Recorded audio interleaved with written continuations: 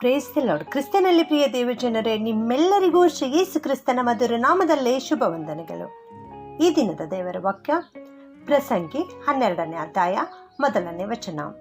ಯೌವನದಲ್ಲಿಯೇ ನಿನ್ನ ಸೃಷ್ಟಿಕರ್ತನನ್ನು ಸ್ಮರಿಸು. Ecclesiastes 12th chapter 1st verse. Remember your creator while you are still young. ಈ ಪ್ರಸಂಗಿ ಪುಸ್ತಕವನ್ನು ಅರಸನಾದ ಸೊಲೊಮೋನನು ಬರೆದಿದ್ದಾನೆ.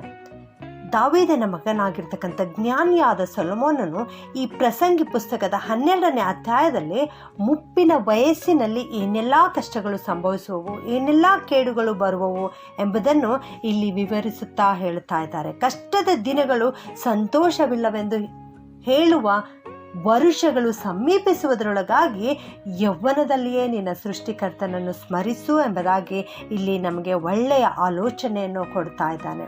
ಹೌದು ಪ್ರಿಯರೇ, ನನ್ನ ಜೀವಿತದಲ್ಲಿ ನಾನು ಯಾವ ಸಂತೋಷವನ್ನು ಅನುಭವಿಸಲಿಕ್ಕೆ ಆಗುತ್ತಾ ಇಲ್ಲ ಎಂಬುದಾಗಿ ನಾವು ಹೇಳುವಂತಹ ದಿನಗಳು, ಅಂದರೆ ನಮ್ಮ ಜೀವಿತದಲ್ಲಿ ಕಷ್ಟದ ದಿನಗಳು ಮುಂದೆ ಬರಲಿಕ್ಕಿವೆ. ಆ ಕಷ್ಟದ ದಿನಗಳು ಬರುವುದಕ್ಕಿಂತ ಮುಂಚಿತವಾಗಿ, ಬರುವುದರೊಳಗಾಗಿ ನಮ್ಮ ಸೃಷ್ಟಿಕರ್ತನಾದ ಯೆಹೋವನನ್ನು, ನಮ್ಮನ್ನು ಉಂಟು ಮಾಡಿದ ಆತನನ್ನು ನಾವು ಸ್ಮರಿಸಬೇಕು, ಆತನನ್ನು ಕೊಂಡಾಡಬೇಕು ಎಂಬುದಾಗಿ ಇಲ್ಲಿ ಅರಸನಾದ ಸೊಲೊಮೋನನು ಹೇಳ್ತಾ ಇದ್ದಾನೆ. ಪ್ರಿಯರೇ, ನಾವು ನಮ್ಮ ಪಾಪಗಳನ್ನು ಕರ್ತನ ಮುಂದೆ ಅರಿಕೆ ಮಾಡಬೇಕು. ನಾವು ಆತನನ್ನು ಸ್ಮರಿಸುತ್ತಾ ಆತನಿಂದ ರಕ್ಷಣೆಯನ್ನು ಪಡೆದುಕೊಳ್ಳಬೇಕು. ಈ ನಮ್ಮ ದೇಹವು ಮಣ್ಣಿನಿಂದ ಉಂಟು ಮಾಡಲ್ಪಟ್ಟಿದೆ ಪ್ರಿಯರೇ.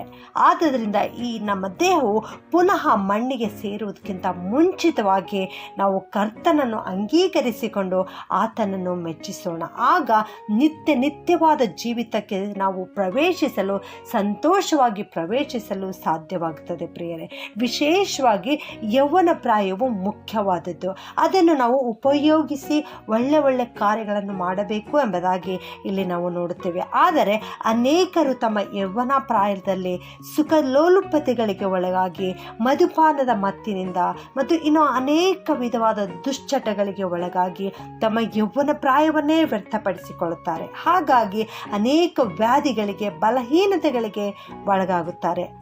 ಆದುದರಿಂದ ಅರಸನಾದ ಸೊಲೊಮೋನನು ನಮಗೆ ಒಳ್ಳೆಯ ಆಲೋಚನೆಯನ್ನು ಕೊಡ್ತಾ ಇದ್ದಾನೆ. ಆ ಕಷ್ಟದ ದಿನಗಳು ಸಂತೋಷವಿಲ್ಲವೆಂದು ಹೇಳುವಂತಹ ವರುಷಗಳು ಬರುವುದರೊಳಗಾಗಿ ಯೌವನ ಪ್ರಾಯದಲ್ಲಿ ನಮ್ಮ ಸೃಷ್ಟಿಕರ್ತನನ್ನು ಸ್ಮರಿಸಬೇಕು ಎಂಬುದಾಗಿ ಇಲ್ಲಿ ಹೇಳ್ತಾ ಇದ್ದಾನೆ.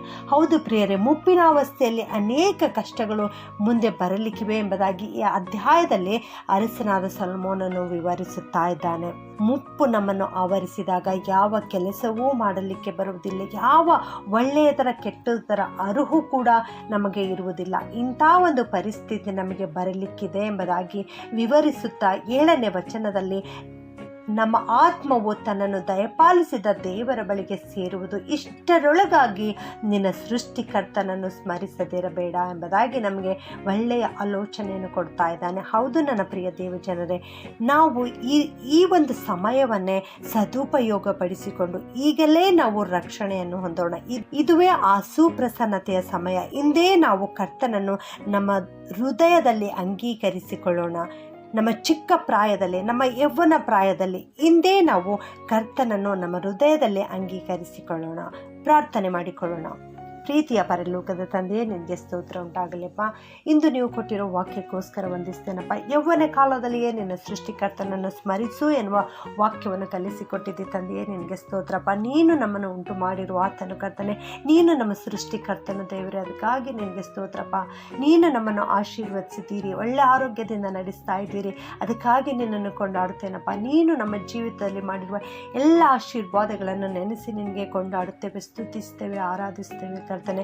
ಮುಂದೆ ನಮಗೆ ಮುಪ್ಪು ಆವರಿಸಲಿಕ್ಕಿದೆ, ಕಷ್ಟದ ದಿನಗಳು ಬರಲಿಕ್ಕಿವೆ ಎಂಬುದಾಗಿ ತಿಳಿಸಿಕೊಟ್ಟಿದ್ದಿ ತಂದೆ, ಅದಕ್ಕಾಗಿ ಸ್ತೋತ್ರ ಸ್ವಾಮಿ. ಅಷ್ಟರೊಳಗಾಗಿ ದೇವರೇ, ನಾವು ನಿನ್ನನ್ನು ಕಂಡುಕೊಳ್ಳಲಿಕ್ಕಾಗುವಂತೆ ಸಹಾಯ ಮಾಡಪ್ಪ. ಇಂದೇ ನಾವು ನಿನ್ನನ್ನು ನಮ್ಮ ಸ್ವಂತ ರಕ್ಷಕನನ್ನಾಗಿ ಅಂಗೀಕರಿಸಿಕೊಳ್ಳುತ್ತೇವೆ ಸ್ವಾಮಿ. ನಮ್ಮ ಹೃದಯದಲ್ಲಿ ಬಾ ಕರ್ತನೆ, ನಮ್ಮ ಹೃದಯದ ರಾಜನು ನೀನಾಗಿದ್ದುಕೊಂಡು ನಮ್ಮೆಲ್ಲರ ಜೀವಿತವನ್ನು ನಿನ್ನ ಹತೋಟಿಗೆ ತೆಗೆದುಕೊಂಡು ನಮ್ಮನ್ನು ನಡೆಸಬೇಕಾಗಿ ದೀನತೆಯಿಂದ ಈ ಪ್ರಾರ್ಥನೆಯನ್ನು ಯೇಸುವಿನ ಒಂದೇ ನಾಮದಲ್ಲಿ ಬೇಡುತ್ತೇನೆ ತಂದೆಯೇ. ಆಮೆನ್.